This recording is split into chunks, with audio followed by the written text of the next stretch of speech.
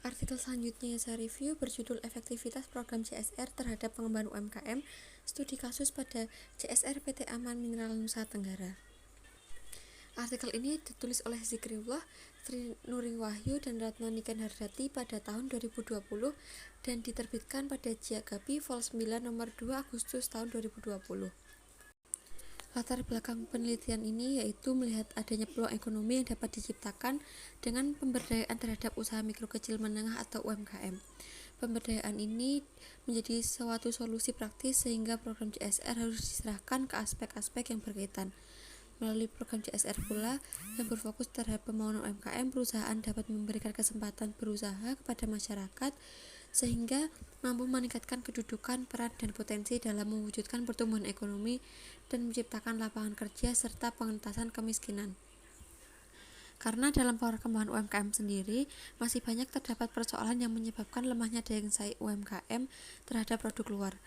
Yang menjadi persoalan utama yaitu keterbatasan modal, infrastruktur, dan akses pemerintah terkait dengan perizinan dan birokrasi serta tingginya tingkat pungutan. Maka dari itu, perusahaan diharapkan dapat membantu UMKM dalam mengentaskan permasalahan-permasalahan yang terjadi. Dalam pelaksanaan programnya, keselarasan antara tujuan dan hasil yang diharapkan adalah hal yang sangat penting dalam melihat keberhasilan suatu program CSR. Bagi UMKM, program efektif bagi mereka adalah program yang dapat memberikan dampak positif terhadap usaha seperti menambah modal, keuntungan, dan pasar. Sedangkan bagi perusahaan, program yang dibuat haruslah mampu meningkatkan citra positif perusahaan dan membangun kemandirian bagi masyarakat sekitar perusahaan.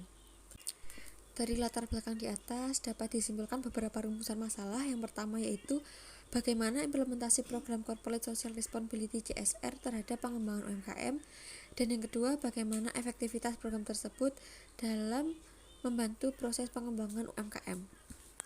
Pada artikel ini peneliti melakukan penelitian menggunakan metode kualitatif yang dilakukan di PT Aman Mineral Nusa Tenggara atau AMNT dengan menggunakan sumber data primer yang dilakukan melalui 5 informan atau wawancara dan data sekunder berupa literatur dan penelitian terdahulu yang relevan dengan tema penelitian yang dipilih.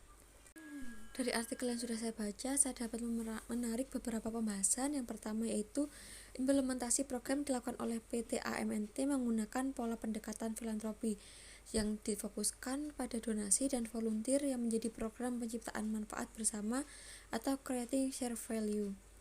Yang kedua yaitu melalui pengolahan data yang diketahui bahwa dari sudut pandang masyarakat, pelaksanaan CSR PT AMNT sudah mampu menciptakan lapangan kerja baru dengan memberdayakan masyarakat lokal sebagai pelaku usaha utama dengan menciptakan kelompok usaha yang terdiri dari 5 hingga 10 kelompok.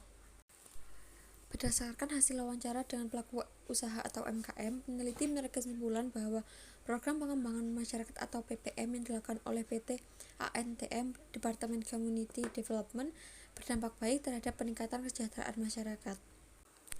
Hal ini dibuktikan atau diimplementasikan dengan adanya penurunan tingkat pengangguran yang terserap kepada pekerja-pekerja UMKM.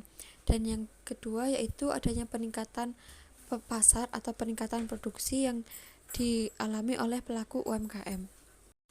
Dari hasil pembahasan dan data-data yang diperoleh, dapat disimpulkan bahwa implementasi program CSR PT AMNT melalui Departemen Community Development sudah sesuai dengan kaidah Sustainable Development dengan memperhatikan konsep 3P, yaitu People atau anggota yang memberikan kontribusi positif terhadap masyarakat.